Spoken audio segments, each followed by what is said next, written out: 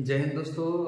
आज हम पढ़ेंगे चित्रकला के 6 अंगों में सबसे लास्ट में आने वाला अंग जिसे हम वर्णिका भंग के नाम से या वर्णिका भंग के नाम से जानते हैं। वर्णिका भंग, वर्णिका भंग।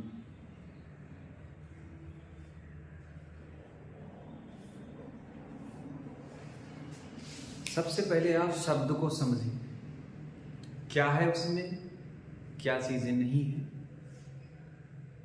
उसके आधार पर ही उसके बारे में हम समझ पाते हैं। यहाँ पे शब्द 2 हैं इसमें। एक है वर्णिका और दूसरा है भंग।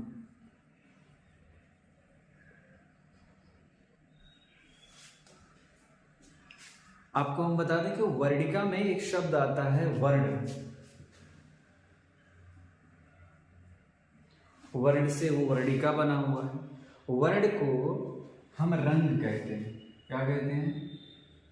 रंग कहते हैं। इतनी बातें समझ में आ गई होंगी।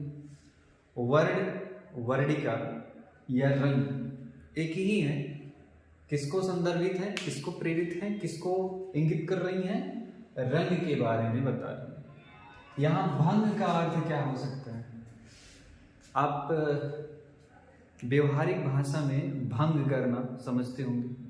भंग मतलब है किसी में विघ्न डालना, बाधा उत्पन्न करना, अवरोध उत्पन्न करना या छेड़खानी करना, उससे छेड़छाड़ करना। यही शब्द है ना? यही शब्द भंग की श्रेणी में आते हैं। तो भंग का मतलब क्या होता है? छेड़छाड़ करना। अब उसमें क्या है? बाधा उत्पन्न करना, बाधा उत्पन्न करना, छेड़खानी करना।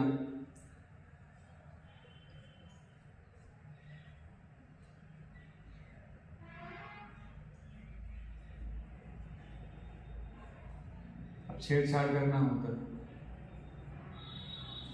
अब जब इतनी बातें आपको समझ में आ गई कि वर्णिका मतलब वर्ण के बारे में बात कर रहा है, रंग के बारे में बात कर रहा है, और भंग का मतलब होता है उससे छेड़खानी करना होता है, तो बस ये 2 शब्द का मतलब अगर आपको आ गया तो वर्णिका भंग में मतलब क्या होगा, क्या चीज बताने का प्रयास करेंगे, शायद इसका संदेश आप तक पहुंच गया होगा, अनुमान लग गया होगा कि क्या हो सकता है।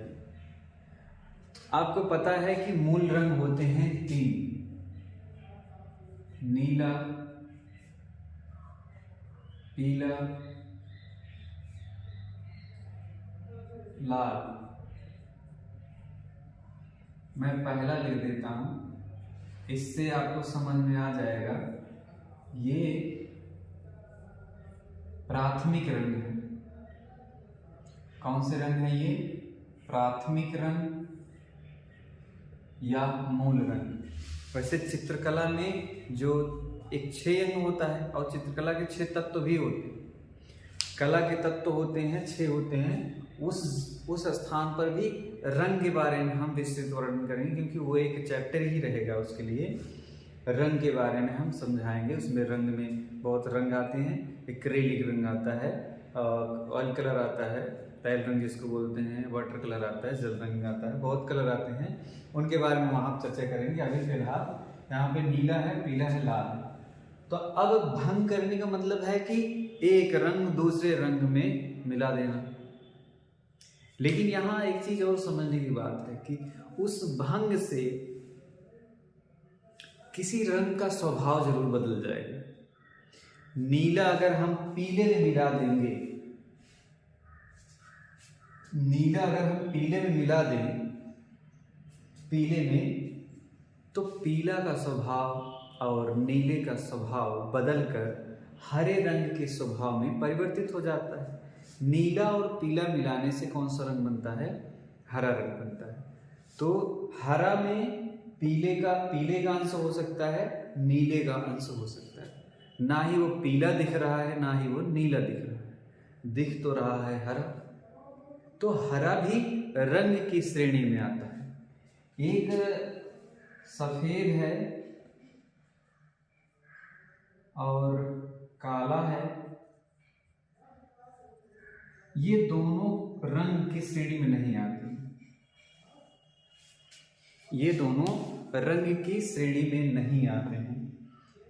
इसलिए जब दो रंगों के मिश्रण से काला रंग बन जाता है, यानी कि काला बने या फिर भूरा रंग बन जाए, इन दोनों के मिश्रण से बनेगा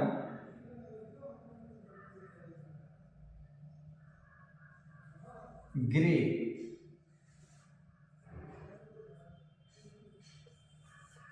ग्रे रंग बनता है इससे, तो वहां पे विरोधी रंग हो जाएगा। जहां पे दो रंगों के मिश्रण से काले रंग के टोन में कोई भी रंग बन जाए, ग्रे बन जाए, काला या थोड़ा सा काले सफेद मिक्स होके बन जाए, तो वहां पे विरोधी रंग होगा। यही खास बात है कि विरोधी रंग वो होते हैं जो एक दूसरे के मिलने पर वो इनके टोन में आ जाते हैं, काला सफेद के टोन में आ जाते हैं, उनको हम विरोधी रंग कहते हैं। तो फिलहाल मैं यहाँ समझाने का यह प्रयास कर रहा हूँ कि रंगों का मिश्रण वर्ण क्या भंग में, वर्ण भंग का मतलब ये होता है कि जब दो रंग आपस में मिले तो तीसरा रंग बनना चाहिए, तीसरा रंग बनेगा लेकिन उसका स्वभाव बदल जाता है।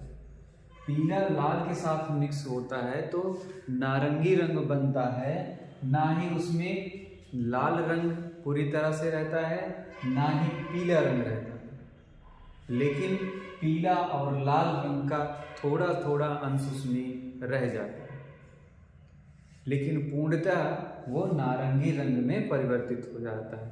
तो मतलब यहाँ वर्णिका भंग का मतलब है एक रंग दूसरे रंग में मिक्स हो जाना, मिश्रित हो जाना, ये क्या कहलाता है? वर्णिका भंग। आप मान के चलिए कि वर्णिका भंग में एक रंग दूसरे रंग में मिश्रित होते तो हैं, लेकिन एक से ज्यादा रंगों में भी मिश्रित हो सकते हैं, दो रंगों में भी मिश्रित हो सकते हैं। ये मत समझ के चलिए कि हमेशा सिर्फ दो ही रंगों के मिश्रण को वर्णिका भंग कहते हैं, नहीं, आप उसमें चाहे तो 2-3 कलर मिक्स कर सकते हैं, 2-3 रंग मिक्स कर सकते हैं, 4 रंग मिक्स कर सकते हैं, जितना चाहे उतना रंग मिक्स कर सकते हैं, लेकिन उन रंगों का मिश्रण इनके टोन में ना आके बन पाए, वो काले टोन में ना बने कि काला रंग बन जाए या ग्रे कलर बन जाए, ठीक है। तो ये वर्णिका भंग बहुत छोटा सा चैप्टर है, हम इसमें रंग के बारे में नहीं बताए हैं, केवल वर्णिका भंग रंगों के अलग अलग मिश्रण से बनने वाले रंग वर्णिका भंग रंग कहलाते हैं।